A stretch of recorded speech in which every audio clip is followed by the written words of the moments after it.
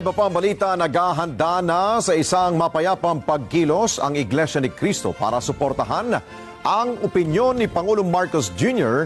na tutol sa impeachment laban kay Vice President Sara Duterte. Sa programang Saganang Mamamayan ng Net25, inanunsyo ang ginagawang paghahanda para sa isang pagkilos.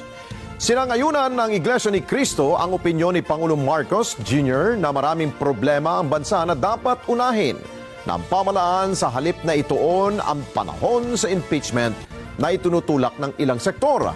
Bukod sa naunang impeachment complaint na inihain ng mga civil society group, sinulong din ng Makabayan Bloc sa Kamara ang kanilang sariling impeachment complaint.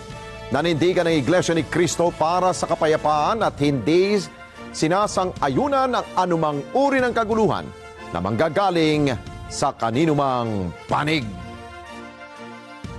Ang mga kapatid po sa iglesia ay naghahanda na magsagawa po ng rally.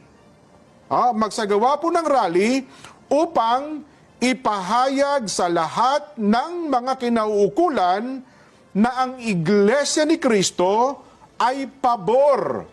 Pabor po sa opinyon ng Pangulong Bongbong Marcos na hindi sumang-ayon sa isinusulong ng